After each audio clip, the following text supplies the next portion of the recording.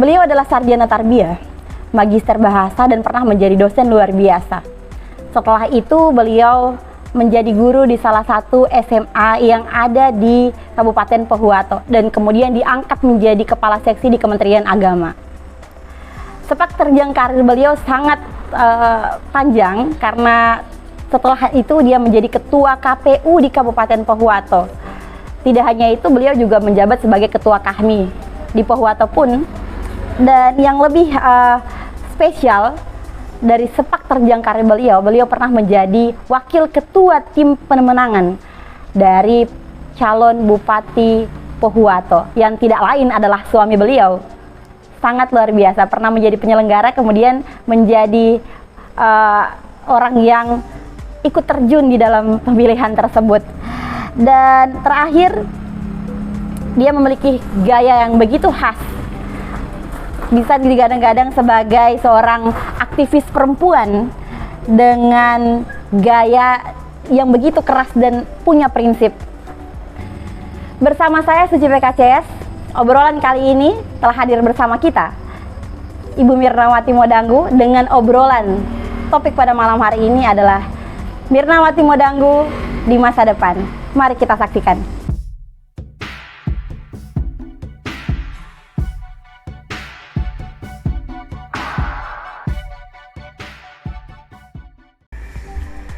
Halo Ibu. Apa kabar hari ini? Alhamdulillah. Sepertinya saya pertemuan kita bisa berada di mana saja ya. Intensitasnya. Ya benar. Terus Jadi Bu, hari ini kita sedang membuat diskusi-diskusi kecil, banyak perbincangan-perbincangan dan isu-isu yang beredar yang sebenarnya ingin kita tanyakan langsung nih kepada Ibu. Tetapi sebelum kita masuk ke isu-isu tersebut nih, saya dan teman-teman yang hari ini menonton video ini ingin menanyakan dulu terkait Ibu. Kira-kiranya apa Ibu, kesibukan Ibu saat ini? ya, alhamdulillah kalau kesibukan saya sehari-hari dalam waktu-waktu terakhir ini adalah fokus mendampingi anak-anak dalam urusan pendidikan, penyelesaian studi, dan juga fokus menjaga usaha, atau dalam kata lain adalah membangkitkan lagi usaha yang kemarin kita percayakan kepada orang lain. Hari ini kita sudah handle sendiri. Wah, luar biasa. Berarti sekarang selain aktif berusaha menjadi entrepreneur, Ibu juga menjadi ibu rumah tangga ya, luar biasa. Yes. Pekerjaan yang sangat menantang ya Bu ya. Pekerjaan yang sangat menantang, dan ternyata pekerjaan sebagai ibu rumah tangga itu pada waktu-waktu kemarin itu saya anggap hal yang ya biasa-biasa saja. Tetapi ketika saya lakoni fokus dengan menjadi ibu rumah tangga, ya itu luar biasa. Pekerjaannya tidak habis-habis. Ya. Saya begitu mengerti perasaan Ibu saat ini. Nah Bu, ini kami sangat tahu sepak terjang Ibu. Teman-teman juga yang mengenal Ibu tahu bagaimana Ibu membangun karir. Ibu menjadi seorang aktivis nih Ibu. Nah, ketika Ibu menjadi aktivis sekaligus seorang istri dan kemudian menjadi ibu dari 4 orang anak, kira-kira apa satu momen yang menurut Ibu paling berkesan dan paling berat lah Ibu lewati? Kira-kira bisa diceritakan momen itu? Ya. Mungkin saya bicara ada 2 hal yang saling bertentangan ya. Yang pertama, momen-momen yang sangat indah, momen-momen yang dimana kita membangun karir bersama.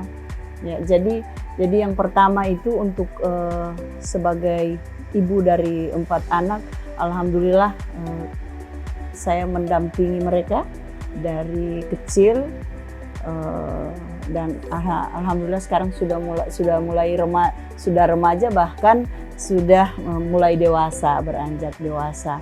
Jadi itu memang momen-momen di mana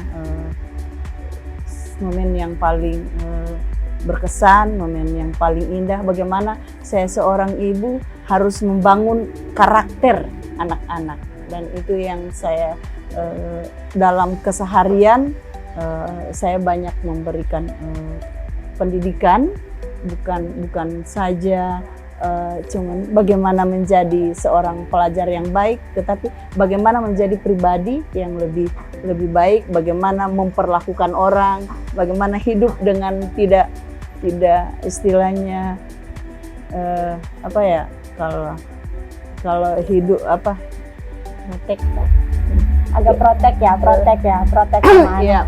Ibu, kira-kira nih Ibu ya, kami begitu mengetahui bahwa ketika menjadi aktivis perempuan, di mana kita mempertahankan idealisme kita, kemudian kita menjadi ibu, di mana kita harus banyak bertoleransi nih Bu. Kira-kira apa momen yang menurut Ibu kayaknya paling menantang di dua hal tadi ini? Ya, terkait dengan mempertahankan idealisme Ibu, tapi di sisi lain juga Ibu tidak bisa menyampaikan bahwa oh iya nih, saya adalah seorang ibu dari iya. Jadi menurut saya ini adalah hal yang dalam kehidupan ini kita harus jalani, ya tidak bisa terlalu kaku. Artinya harus ada seni, ya ada seni. Jadi sesuatu itu akan menjadi tidak baik di akhir itu apabila bagaimana cara pandang, bagaimana cara kita memperlakukan. Nah, alhamdulillah ketika pada posisi saya masih aktif-aktifnya berkarir, memiliki jabatan yang ya cukup ya istilahnya jabatan sebagai ketua KPU, kita yang mengarahkan, kita yang mengatur partai politik yang ada di daerah. Namun dalam hal ini bisa saya jalani, iramanya bagus karena memang kita bangun dengan komunikasi yang bagus. Nah, jadi di lingkungan keluarga saya selalu membangun komunikasi dengan suami tentang apa yang menjadi tugas saya, dan alhamdulillah dalam tugas ini keluarga tidak pernah ada yang ikut campur atau mengintervensi keputusan-keputusan saya pada saat saya menjabat. Berarti memang dari keluar baik suami, anak dan keluarga besar pun sangat mensupport aktivitas Ibu ya. Wah, luar biasa sekali. Ibu sempat menyebutkan tadi bahwa Ibu pernah menjadi ketua KPU ya. Kami juga tahu bahwa Ibu menjadi ketua KPU 7 tahun ya Bu ya. 5 tahun. Jadi 5 tahun. saya periode pertama saya anggota, kemudian nanti periode kedua 5 tahun kedua saya menjabat sebagai ketua. Nah, kira-kira Bu, ya kita ingin tahu nih Bu, kira-kira apa momen paling berat nih waktu menjadi ketua KPU ini? Karena nggak mudah loh bagi seorang perempuan, seorang mantan aktivis juga kemudian jadi penyelenggara, di mana harus berhadapan dengan banyak kepentingan partai, kemudian kita juga harus menampung, di sisi lain juga ada partisipasi masyarakat yang tidak bisa kita kesampingkan. Nah, kira-kira apa momen paling berat yang pernah Ibu alami? Wah, ini sepertinya semakin panas ini pembahasannya, gimana Bu? Saya kira momen yang paling berkesan dan menurut saya paling berat itu momen ketika pada saat pilkada 2015, di mana pada saat itu saya harus mencoret Partai Golkar sebagai pengusung. 9 kursi Partai Golkar itu itu dicoret oleh KPU. Dalam hal ini hasil rapat pleno kami, yakni karena di Golkar pada saat itu ada dualisme kepemimpinan, di mana ada ARB dan ada Agung Laksono, di mana pencalonan itu sebagaimana aturan itu harus ada rekomendasi dari 2 pimpinan yang terjadi dualisme di tingkatan Golkar. Namun pada saat itu kami mengambil keputusan bahwa karena kita tidak kunjung mendapatkan rekomendasi dari Agung Laksono, karena pada saat itu kita memberi waktu kepada pasangan waktu itu Pak Sarifudin Inga dengan Pak Amin Haras. Ya, benar. Waktu itu kita memberi waktu 30 menit, 2 kali perpanjangan waktu untuk mereka memasukkan. Kami masih menunggu penyampaian rekomendasi dari Golkar Agung Laksono. Tetapi apa yang kemudian pada perpanjangan 30 menit kedua tetap tidak ada, tetap rekomendasi itu tidak keluar. Maka kami KPU Pohuwato langsung rapat pleno dan keputusannya adalah mencoret dukungan 9 kursi dari Partai Golkar. Luar biasa. Jadi luar biasa Bu ya. iya, Memang tantangannya besar sekali pada ya. saat itu di luar kan sudah mulai panas ya. Sudah mulai ada ketidakpuasan, udah ada ya, pokoknya udah mau chaos di belakang di luar. Tetapi alhamdulillah waktu itu saya undang ketua tim pemenangan, saya undang calon bupatinya waktu itu Pak Sarip Buinga, saya undang Pak, mohon maaf kami KPU tidak bisa mengakomodir dukungan Golkar kepada Bapak, tetapi Bapak didukung oleh koalisi partai. Artinya 9 kursi yang kami coret itu tidak mempengaruhi pencalonan Bapak. Alhamdulillah beliau menyatakan, tetapi saya tetap jadi calon. Iya Pak, Bapak beres tetap jadi calon, tetapi keberadaan Golkar sebagai partai pengusung itu kita coret. Luar biasa, dan alhamdulillah beliau pergi keluar, kemudian beliau mengamankan kepada mengumumkan kepada masyarakat yang mendukung beliau pada saat itu. Kami juga tahu bahwa Ibu Mirna ini punya ikatan keluarga dengan Pak Sarip Buinga ya. Wah, luar biasa sekali. Jadi tantangannya luar biasa. Ketika Ibu menjadi ketua KPU dan mau nggak mau harus istilahnya memberikan keputusan yang tidak menguntungkan, tetapi kepada salah satu yang bisa dikatakan masih punya ikatan kekeluargaan, itu sikap yang sangat luar biasa. Itu mungkin itulah yang Ibu jawaban dari pertanyaan kami tadi, bahwa adalah momen yang paling berat ya. Jadi saya ingat-ingat, ada momen di mana untuk penentuan penetapan calon bupati yang terpilih jadi yang pertama. Jadi ada 2 kali persoalan yang sangat krusial ketika pencalonan 2015. Bukan berarti persoalan pemilihan 2014, 2019 tidak bermasalah, tetapi yang paling krusial karena kami dalam pengambilan keputusan ketika saya menjadi pimpinan dari lembaga tersebut, maka saya bersama teman-teman berusaha melakukan pengkajian sebelum mengambil keputusan bersama. Kami melakukan pengkajian, kami melakukan pendekatan, dan alhamdulillah komunikasi yang kami bangun dengan pihak eksternal, dalam hal ini pemangku kepentingan, dengan aturan yang kita terapkan, alhamdulillah tidak ada yang bertentangan dengan undang-undang. Artinya kami melakukan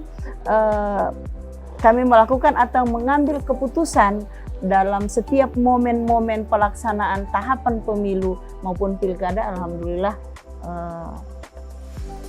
luar biasa, aman-aman saja. Luar biasa Ibu Mirna ya.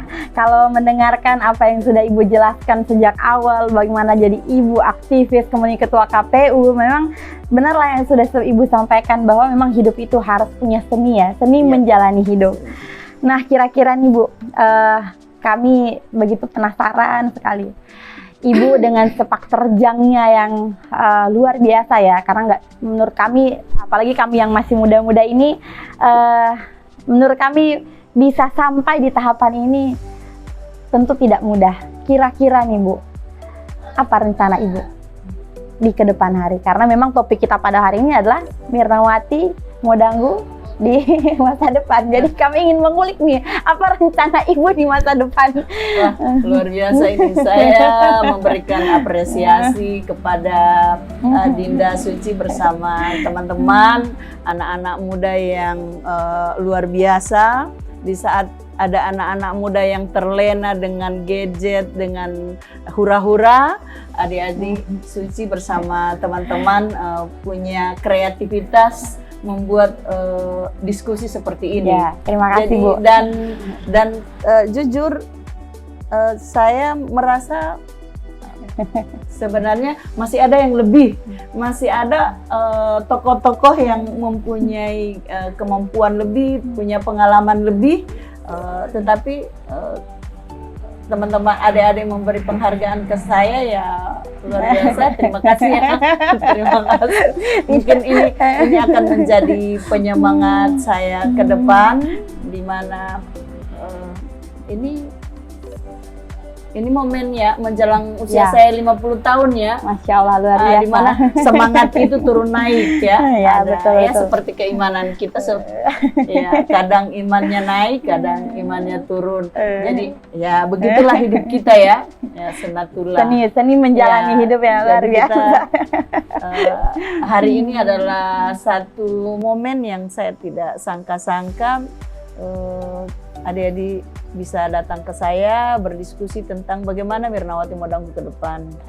Ini ada satu pertanyaan sebenarnya. Iya. Ya, yang ini pertanyaan yang ingin saya tanyakan dan teman-teman juga, karena memang durasi kita memang sempit sekali. Kira-kira Bu, apakah Ibu akan mencalonkan di Pileg di tahun 2024? Iya. Ini pertanyaan ini gampang susah.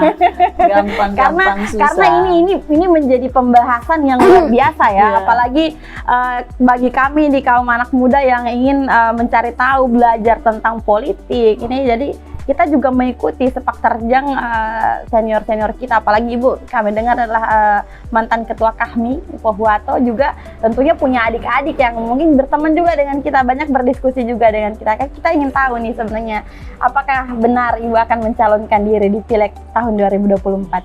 Iya, ini pertanyaan gampang susah. Yang pertama, sikap politik saya sebenarnya ke depan ini untuk 2024 saya lebih mendukung suami saya untuk maju di DPRD provinsi. Ya. Untuk saya berpikir karena memang anak-anak lagi pada masa-masa butuh perhatian. Butuh perhatiannya bukan hanya perhatian pengarahan dari kita sebagai orang tua, pendampingan, tetapi juga ya butuh dari sisi finansial. Makanya saya kemarin itu menyatakan diri, silakan Bapak saja yang maju, saya cukup mendukung dari belakang. Tetapi sejarah perjalanan hidup saya yang membuat saya mau tidak mau harus menerima tamu dan undangan dari beberapa partai politik. Mereka menginginkan dan mengharapkan saya untuk maju. Nah, di Pohuwato juga ada beberapa partai yang datang ke saya. Dari daerah saya juga, Gorontalo Utara, juga beberapa partai juga yang menginginkan saya untuk maju, baik lewat DPRD Kabupaten maupun DPRD Provinsi. Berarti memungkinkan, memungkinkan, ada kemungkinan nih, berarti ada kemungkinan bahwa ketika Ibu sudah menyampaikan tadi ada beberapa partai yang mencoba untuk melamar Ibu untuk mencalonkan diri di Pileg tahun 2024, berarti memungkinkan Ibu akan mencalonkan di Pileg tahun 2024 di Gorontalo Utara. Ya. Bisa ya, bisa tidak. Bisa ya, bisa tidak. Jadi istilahnya kenapa saya bilang tidak? Jujur saya hari ini masih berburu restu dari suami. Masya Allah, luar biasa. Saya lagi berburu restu suami. Sebagai istri, walaupun kita dianggap orang punya kemampuan, namun dalam perjalanan kehidupan kita sebagai istri, saya harus, poin pertama untuk saya maju adalah restu dari suami. Jadi saya lagi berburu nih, lagi ada berburu restu suami nih. Jadi ya doakan saja suami saya bisa merestui saya untuk maju, karena memang sebenarnya menyampaikan diri untuk tidak maju itu sebenarnya sih juga bagi orang lain itu bukan adalah hal yang mustahil. Kalau melihat saya punya sejarah perjalanan hidup saya. Tetapi itu memang pilihan. Tetapi kalau itu memang sudah menjadi jalan hidup saya, kita kan tidak tahu. Kita hidup ini, kita yang merencanakan, Allah yang menentukan. Kadang juga yang Allah rencanakan, kadang menurut kita juga berat, tetapi sebenarnya itu yang terbaik untuk kita. Menurut Ibu apa hal berikan saya satu alasan kenapa, apa kira-kira yang menjadi hal paling berat atau pertimbangan paling berat dari Ibu dan Pak Ibrahim Bauti dalam hal ini terkait dengan pencalonan Ibu di Pileg 2024? Iya. Yang pertama ini sebenarnya ada historinya. Ada histori. Yang pertama, kita ini kan ada beberapa partai yang sudah melamar. Yang pertama, sebenarnya hal pertama ini ketika saya dilamar pertama ini ada restu ya. Tetapi dalam perjalanannya juga ada lagi tawaran lain. Tawaran dari juga orang terdekat saya. Makanya ini yang membuat saya posisi. Ya. Ini semakin bagus ini pembahasannya. Ibu Mirna nih, karena Ibu ini adalah notabene adik dari Kak Torik Modanggo ya. Yang kami kenal, beliau adalah seorang bupati Gorontalo Utara. Kira-kira nih Ibu, apakah memungkinkan bagi Ibu untuk kembali ke kampung halaman di Gorontalo Utara dan kemudian bergabung dengan partai yang sama dengan saudara Ibu? Berapa persentase yang bisa digambarkan kepada kita semua? Dari 1 sampai 100 mungkin? Iya, mungkin presentasinya 50-50 lah. 50 luar biasa ya. Karena memang tarikan dari daerah saya itu memang hari ini itu sudah mulai getol tersosialisasi dengan sendirinya. Mungkin juga ada hitungan-hitungan karena kakak saya, Kak Kanda Torik Modanggo, memegang salah satu partai sehingga saya dihubung-hubungkan, dan itu isu itu sudah mulai bergulir, dan sampai hari ini saya sudah banyak dihubungi baik oleh tokoh-tokoh masyarakat, oleh tokoh pendidikan, bahkan tokoh-tokoh agama, tokoh adat. Itu sudah hampir semua perwakilan teman-teman masa kecil saya itu sudah pada menghubungi. Namun presentasi saya tadi yang saya sampaikan masih 50-50. Insya Allah seandainya saya dapat restu suami, maka itu langsung melesat ke angka 100% mungkin. Berarti saya sekarang maju. Ya. Sudah setengah perjalanan. Ya. Ibu, ini jadi dari kami dan tim riset kami, beberapa penelusuran oleh tim riset kami, sempat ada isu yang beredar nih di Gorontalo Utara bahwa yang mana Bu Mirna ini digambarkan sebagai sosok yang akan meneruskan tongkat estafet kepemimpinan Kak Torik Modanggo. Nah, pendapat Ibu dengan isu yang beredar ini bagaimana, Bu?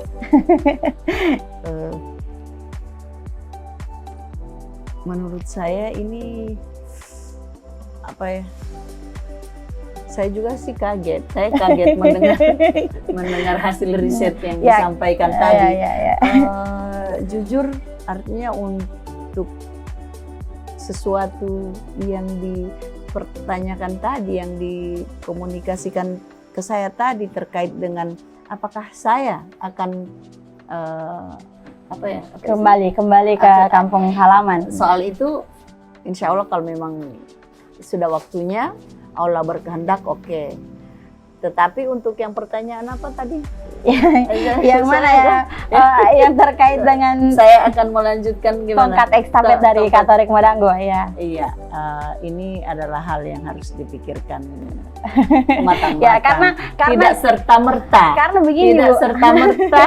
Ketika saya adiknya Torik Modanggo, saya juga sudah pingin mengikuti beliau, maksudnya memaksakan diri. Ini harus dipikirkan, harus diperhitungkan ya, Tapi matang-matang. kalaupun ada kesempatan dan memang memungkinkan untuk itu, kira-kira bagaimana sikap Ibu? Berat. Sebenarnya sih saya merasa mungkin saya tidak sekuat atau sebesar yang dibayangkan, yang dipikirkan oleh teman-teman. Saya masih Mirnawati yang saya melangkah sesuai dengan kemampuan menurut saya yang bisa saya lakukan. Seandainya pun ke depan ada arus yang memang mengharuskan kita di situ, kita tidak tahu. Lagi-lagi sebagai umat beragama, umat yang insya Allah beriman kepada Allah Subhanahu Wa Taala, menurut saya apapun itu kalau Allah sudah berkehendak pasti. Tetapi menurut saya kalau hanya keinginan sendiri, memaksakan diri karena kedekatan saya dengan Kak Torik Modanggu saya ini, menurut saya tidak seperti itu. Dan saya bukan orang yang aji mumpung istilahnya. Tapi kalau memang arus besar, banyak elemen-elemen yang akan ini, ya kita tidak tahu ke depan seperti apa. Luar biasa ya Bu ya.